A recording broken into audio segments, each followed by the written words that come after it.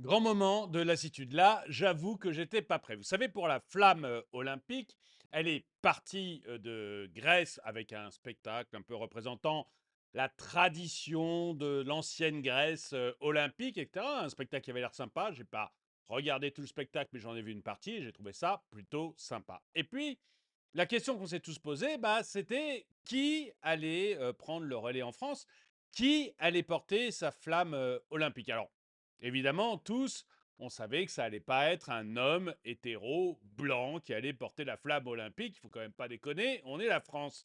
Donc, on s'attendait à un athlète, on s'attendait peut-être à une athlète noire, ça aurait été tout à fait dans la tradition actuelle wokiste française.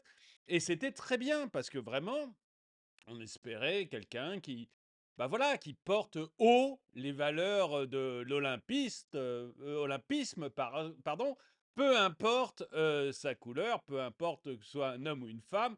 Voilà, un athlète français, ça nous aurait bien plu. Eh bien, la mairie de Paris a tranché et elle nous a présenté récemment la personne qui allait porter la flamme olympique à Paris.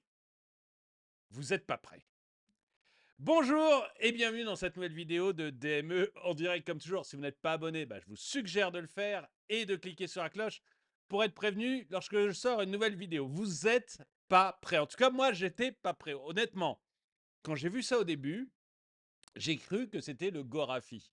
J'ai cru que c'était le Gorafi parce que je me disais quand même, pour porter la flamme olympique, ça va loin. Eh bien, c'est pas le Gorafi, c'est la mairie de Paris.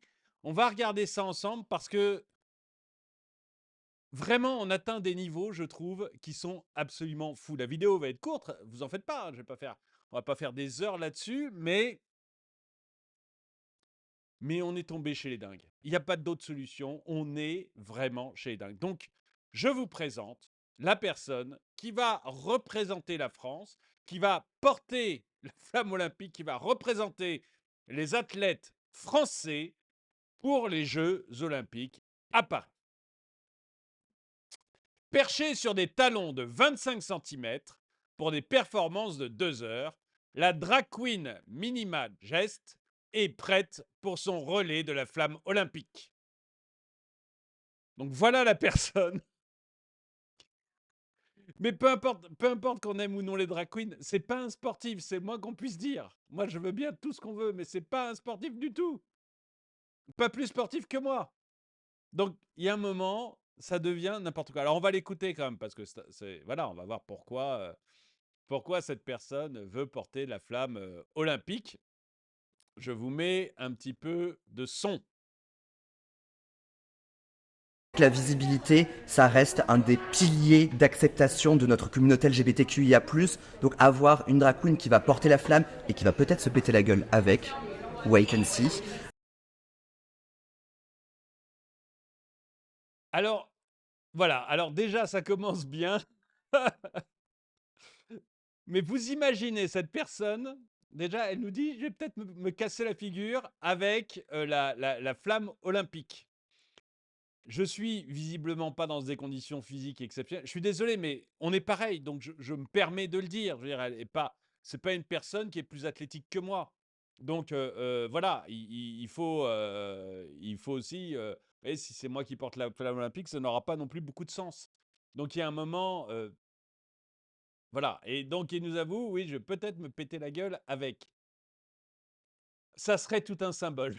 Je trouve que ça serait tout un symbole de Paris pour les Jeux Olympiques. C'est impressionnant. On va continuer à l'écouter quand même parce que c'est intéressant de savoir pourquoi ce drag queen ou cette drag queen, je ne sais pas ce qu'on dit, a décidé d'accepter ce rôle. Visiblement, c'est pour une question de représentation et la volonté de rendre la communauté LGBTQIA+, si j'ai bien compris, parce que je ne sais plus à quelle lettre on en est, lui permettre une représentation.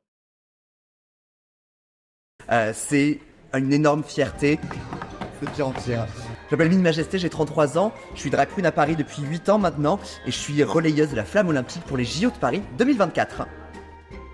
Moi, quand je suis en drague, je fais plus de 2 mètres entre mes talons, ma perruque. Donc les gens me remarquent. Et c'est le but, c'est mon but en drague, c'est de me faire remarquer. Donc qui dit se faire remarquer, dit que l'on a une certaine plateforme. Et dès qu'on a une plateforme, pour moi, je trouve ça important de faire passer des messages et de s'impliquer pour des associations qui ont toujours besoin de plus de reconnaissance, de plus de temps et de plus d'argent. La ville de Paris, c'est là où je me suis vraiment découvert et c'est là où je me suis épanoui. Donc là, accueillir tout le monde qui va venir à Paris pour les Jeux Olympiques, c'est vraiment une énorme fierté de se dire qu'on pourra créer plein de nouvelles expériences ensemble. Mon métier en tant que drag queen, c'est déjà super. On a vachement envie d'avoir des expériences avec lui. La façon dont il dit ça, on a l'impression qu'on va se retrouver tous tout nus dans un sauna ensemble. Ça me fait pas très très envie. Je suis désolé, c'est peut-être pas du tout ça qu'il voulait dire, mais alors moi c'est comme ça que je le reçois et ça me donne aucune envie. Aucune envie d'avoir des expériences de ce genre-là avec cette personne. Sportif.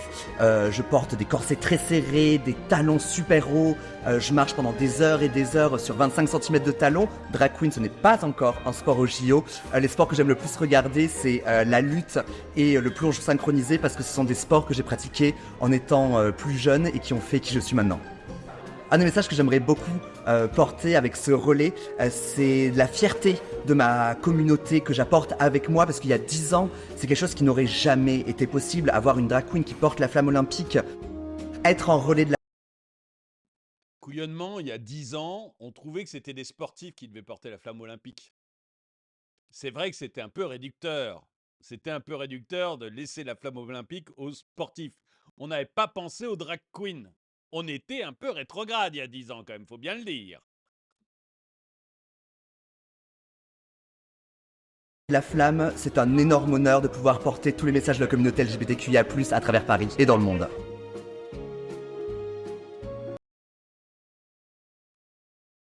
Bon, donc voilà, on a vu pourquoi il voulait porter la flamme olympique. Je vous mets le tweet que moi j'ai mis. J'en peux plus, j'en peux plus. Je sais pas pour vous, mais moi j'en peux plus. On essaye de nous bourrer le mou avec les drag queens, avec les communautés LGBT, avec le wokisme, et ça va jusqu'à la flamme olympique. Vraiment, on n'en peut plus. C'est pas que je l'aime, ce monsieur, j'ai rien, ou cette drag queen, je sais pas comment le dire maintenant, mais j'ai rien contre lui. Je, je- je m'en tape. Peut-être même qu'il me ferait marrer si je le rencontre dans un cabaret. Mais bon, j'y vais pas très souvent dans les cabarets de drag queen. Mais peut-être même que ça me ferait marrer, quoi. Mais vous voyez, c'est pas le lieu. C'est pas le lieu. J'en ai marre qu'on essaye de nous enfoncer ça au fond de la gorge à coups de massue. Ça devient mais insupportable et à la limite, je pense, contre-productif parce que je crois que toute une partie de la population. Moi, les drag queens, j'ai jamais été contre les drag queens. Il y en avait quand j'étais jeune, quand j'étais enfant. Enfin, enfant, je les voyais pas. Mais mettons quand j'étais jeune, grand ado ou 20, 30 ans, ça existait déjà. On n'en croisait pas beaucoup, mais ça existait déjà. J'avais rien contre eux. Mais au bout d'un moment, à force de nous voir nous faire avaler cette idéologie à coups de forceps, on va finir par avoir une population qui va se révolter contre ça en disant mais ras le bol. Ras le bol. J'ai souvent parlé du cabinet et du cabaret pardon chez Michou où il y avait énormément où c'était que des travestis.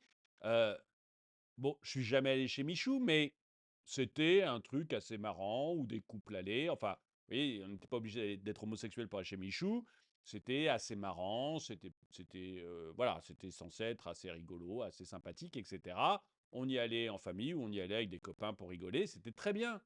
Mais si vous commencez à avoir chez Michou partout dans la rue, ça devient juste insupportable. Et je pense qu'on va avoir, on va finir par, on en est au stade, je pense, où tout le monde en a ras-le-bol. Dites-moi si vous-même vous en avez ras-le-bol, mais je pense qu'on en est au stade où tout le monde en a ras-le-bol. Et on va finir par le stade où tout le monde va se mettre à les haïr. Je crois qu'il y a un moment, il faut arrêter. Arrêter. Alors, on va voir les trucs. Bon, alors j'ai ajouté, bon, en même temps, ça sera rigolo de voir cette grosse drague.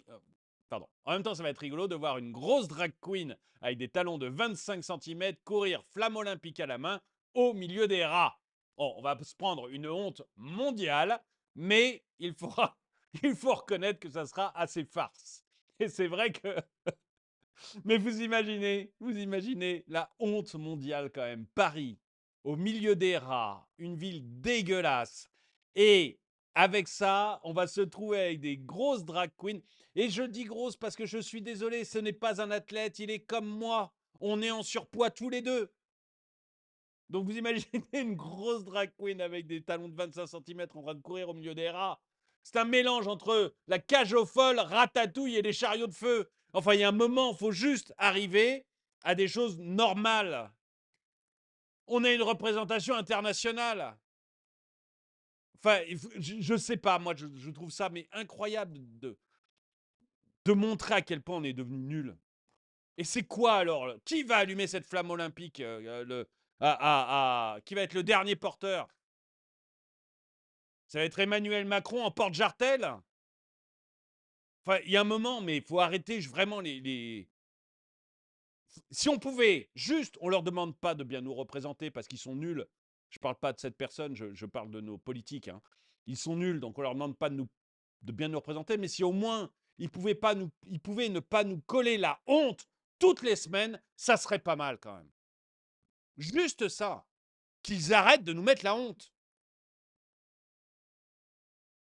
Après les photos à l'Élysée de Macron et de ses dragues, le renouvellement de la déco par sa femme, pouvait-on vraiment s'attendre à une évolution? Eh ben oui, oui, mais ils vont toujours plus loin. Mais moi je suis épaté quoi, épaté. Quand j'ai vu ça, je vous ai dit, hein, quand j'ai vu ça, j'ai cru que c'était le Gorafi.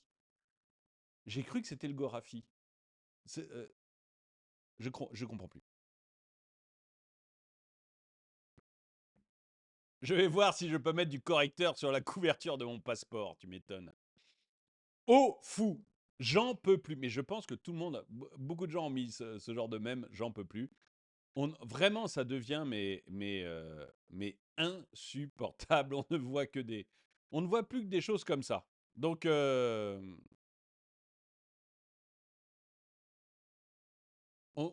voilà, on s'en sort plus. Écoutez, je sais pas ce que vous en pensez. Je sais pas ce que vous en pensez. Dites-le moi dans les commentaires. Une vidéo hyper courte, mais il fallait vraiment que je vous en parle parce que moi,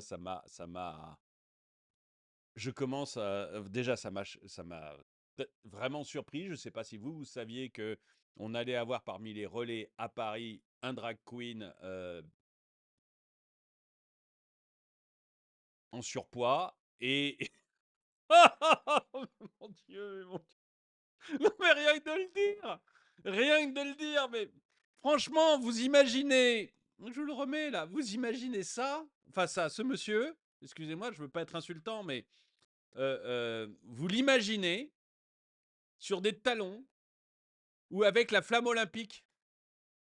Vous imaginez que toutes les télés du monde, putain, oh mon Dieu, toutes les télés du monde vont voir ça, vont voir une personne habillée comme ça, avec ce type de maquillage, porter la flamme olympique à Paris. Mais il y a un moment, mais mon Dieu, voyez, vous voulez faire de l'inclusion, mais mettez des athlètes paralympiques. Vous voyez, vous voulez faire de l'inclusion, vous mettez des athlètes paralympiques. J'ai vu récemment qu'il y avait eu une course, un 100 mètres ou un 200 mètres, je ne sais pas, de personnes de plus de 100 ans. Eh ben voilà, vous voulez faire de l'inclusion, mettez une personne de plus de 100 ans qui fait encore du sport. Vous voyez, du sport à bon niveau, quoi, qui sera capable de courir avec la flamme olympique sans faire une crise cardiaque. Mais vous voyez, mettez-nous quelqu'un comme ça, mettez des personnes du handisport, mettez des athlètes féminines de minorités, je m'en fous, mais mettez des athlètes. Comment on n'est pas une honte mondiale? Excusez-moi, mais comment on n'est pas une honte mondiale, quoi? Bon, voilà, écoutez, dites-moi si ça vous choque autant que moi, si vous trouvez, ou si vous en êtes au stade où moi j'en suis, où vraiment maintenant on rigole parce qu'il n'y a plus rien à en faire, et où on est désespéré, et où on se dit que la prochaine étape, ça sera, on va, on va passer du désespoir à l'animosité et c'est ça que je trouve dommage, moi. Mais dites-moi ce que vous en pensez. En tout cas, merci d'avoir regardé cette vidéo. Mettez-lui un pouce vers le haut, commentez-la, partagez-la. Merci à tous ceux qui aident la chaîne et moi, je vous dis à très bientôt.